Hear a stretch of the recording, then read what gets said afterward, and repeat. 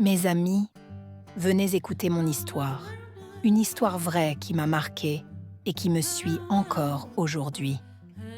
Je suis une femme qui a vu des choses dans cette vie. Et maintenant, je viens vers vous parce que je suis perdue. J'ai besoin de vos conseils, de votre aide, pour savoir quoi faire. Prenez place et plongez avec moi dans ce récit. Tout a commencé il y a quelques années, quand je suis arrivée à la capitale. On m'avait promis un travail, un vrai, dès mon arrivée. J'étais pleine d'espoir. Je me disais que ma vie allait changer. Mais quand je suis débarquée, j'ai découvert la vérité. Le soi-disant job qu'on m'offrait, c'était du busy, des rencontres payantes avec des hommes. Vous savez ce que ça veut dire. Ma patronne, qu'on appelait Mama, m'a embarquée là-dedans sans me laisser le choix. Elle m'envoyait voir toutes sortes d'hommes, gros, minces, grands, petits, certains tellement énormes que ça faisait peur. Mais je ne pouvais pas me plaindre. On n'avait pas le droit de dire non. Au début, je me suis dit « Bon, c'est comme ça, je vais prendre ce qu'on me donne. » Mais j'ai vite remarqué quelque chose qui ne passait pas. Mama prenait 70% de l'argent qu'on gagnait et nous, les filles qui faisions tout le travail, on se retrouvait avec juste 30%. On bossait jour et nuit, 24 heures sur 24, 7 jours sur 7. On se donnait à fond. Et elle ramassait presque tout. J'étais en colère. Mais qu'est-ce que je pouvais faire? J'avais besoin de cet argent. Alors j'ai continué, même si ça me tuait à petit feu. Et puis, un jour, j'en ai eu marre. J'étais épuisée. Je ne voulais plus de cette vie. J'ai découvert que parfois, Mama prenait même 100% de certains paiements et ne me donnait rien du tout. J'ai souffert, vraiment souffert. J'ai décidé d'arrêter. Je me suis dit, il faut que je trouve un vrai travail, quelque chose de propre. J'ai cherché et j'ai trouvé un boulot de ménage. Je me suis lancée là-dedans pensant que ce serait mieux. Mais mes amis, laissez-moi vous dire, ce n'était pas mieux du tout. Les gens pour qui je nettoyais étaient sans pitié. Je pouvais passer des heures à frotter et ils venaient marcher exprès sur ce que je venais de nettoyer, juste pour me narguer. Un manager sortait de nulle part et disait « Il y a encore de la saleté là », alors qu'il voyait bien que j'étais en train de travailler. J'ai vu des choses dégoûtantes, des serviettes hygiéniques usagées, pleines de sang noir, laissées là par des femmes comme moi, sans aucune honte. Tout ça pourquoi? 40 000 francs par mois. Quand je travaillais avec Mama, même avec les 30%, je pouvais gagner 60 000 ou 70 000 francs en une journée. Là, je me suis mise à réfléchir. Pourquoi j'ai quitté ça? Le ménage, c'était trop dur, trop humiliant, et ça ne payait pas. Alors, j'ai repris le busy. Mais cette fois, je n'ai pas rejoint Mama. J'ai décidé de faire ça toute seule, de devenir ma propre patronne. J'avais appris comment ça marchait et j'avais encore des contacts. Je me suis mise à recruter des filles, surtout des nouvelles qui arrivaient à la capitale. Des jeunes tout juste sortis du lycée, pleines de rêves. Mais moi, je ne voulais pas leur mentir comme on m'avait menti. Je leur disais la vérité dès le départ. Écoutez, voilà ce qu'on fait ici.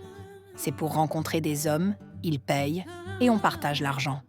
Si vous êtes d'accord, on travaille ensemble. Si ça ne vous plaît pas, partez. Je ne force personne.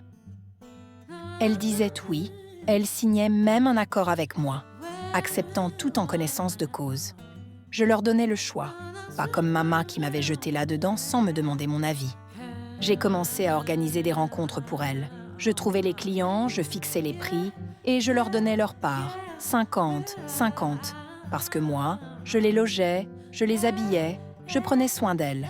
Un jour, une fille m'a contactée. Une jeune, belle, petite, avec une allure qui attirait l'attention. Elle m'a dit qu'elle cherchait du travail. Je lui ai demandé son histoire, et puis je lui ai tout expliqué. Voilà ce qu'on fait. Est-ce que tu es prête pour ça? Elle m'a dit oui, sans hésiter. J'étais contente. Je me suis dit, celle-là, elle va me rapporter gros. Elle plaît aux clients. J'ai trouvé un chef, un homme riche qui payait bien, très bien même. Je l'ai envoyé à une de ses soirées. Il m'a rappelé après, j'aime cette fille, elle est spéciale. Il a payé une fortune. environ 600 000 francs pour une seule fois. J'ai donné une bonne part à la fille et elle était choquée, heureuse. Elle m'a remerciée. Elle a dit qu'avec cet argent, elle pouvait prendre soin d'elle. Moi, je lui ai dit, « Tant qu'un seul homme te veut, c'est encore mieux pour toi. » Elle allait voir ce chef régulièrement. Il la demandait tout le temps et il payait toujours bien. Mais un jour, mes autres filles ont commencé à murmurer entre elles. J'ai l'habitude d'entendre tout, je sais écouter. Elles m'ont dit « Smiley ». C'est comme ça qu'elles appelaient cette fille. Smiley est enceinte. J'étais sous le choc. J'ai demandé à la fille « Comment ça s'est passé ?» Elle m'a avoué que le chef avait couché avec elle sans protection et qu'elle n'avait pas eu ses règles depuis 1 mois. J'étais furieuse. Je prends soin de mes filles. Je leur donne des pilules pour éviter les grossesses. Je leur apprends à se protéger.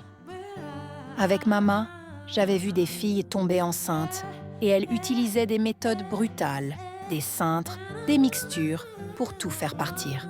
Moi, je ne voulais pas de ça. Je leur disais toujours « Protégez-vous, il y a des moyens ». Mais là, elle avait flanché et ça me dépassait. Le chef payait trop bien pour que je le perde. Une autre fille s'est proposée « Laisse-moi prendre sa place, je vais servir le chef ». Mais Smiley a dit « Non, je veux garder le bébé ». J'ai répondu « Pas dans ma maison ». Parce que oui, je loge mes filles, je les nourris, je leur achète des vêtements, des chaussures, je les sors. Je les traite bien. Alors j'ai pris un cintre, comme je l'avais vu faire avant, et j'ai essayé de faire partir cette grossesse. Mais ça a mal tourné. Le saignement a commencé, et ça ne s'arrêtait pas. Elle saignait trop, beaucoup trop. J'ai eu peur, vraiment peur.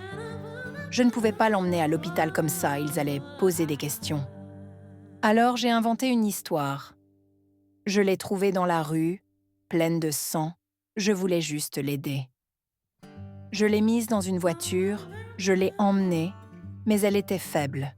Elle ne parlait plus, elle ne bougeait presque plus. À l'hôpital, ils ont dit qu'elle avait perdu trop de sang. Elle n'a pas survécu. Le sang n'arrêtait pas. Et elle est partie sous mes yeux. Depuis ce jour, je suis brisée. J'ai pris une vie. Tout ça à cause de ce business, à cause de ce que Mama m'a appris. J'aurais dû laisser cette fille partir avec son bébé, mais j'ai eu peur de perdre mon argent, mon client. Maintenant, je me sens maudite. Mes filles ont commencé à me quitter une par une. Elles disent « Maman, j'ai trouvé un autre travail » et elles disparaissent. Mon business s'effondre, je n'ai plus rien. Même les hommes que je rencontre dans la rue, ils ne me regardent pas. J'ai essayé de changer, de donner ma vie à Christ, de devenir chrétienne. Mais même là, personne ne veut de moi. J'ai voulu une relation sérieuse, un mari, quelqu'un à moi, mais rien. Les hommes me fuient, comme si j'étais marquée. Je suis seule et je ne sais plus quoi faire. Mes amis, aidez-moi, je vous en supplie. J'ai tout essayé. J'ai pleuré, j'ai prié, j'ai demandé pardon à Dieu. Mais rien ne change. Mon ventre ne porte plus rien. Je ne peux même pas avoir un enfant pour me consoler. Je veux un mari, une famille, une vie normale. Peut-être que c'est ma punition pour tout ce que j'ai fait, pour cette fille que j'ai perdue. Je regarde vos vidéos, j'entends vos témoignages, et je me dis qu'il y a peut-être de l'espoir. Aidez-moi à supplier Dieu, ou n'importe qui peut m'écouter. Que dois-je faire? Recommencer à zéro? Trouver un autre chemin? Je suis fatiguée de cette vie vide. Dites-moi ce que vous feriez à ma place. Je vous écoute. Voilà mon histoire, mes amis. J'ai plongé dans ce monde sans savoir. Et maintenant, je paye le prix.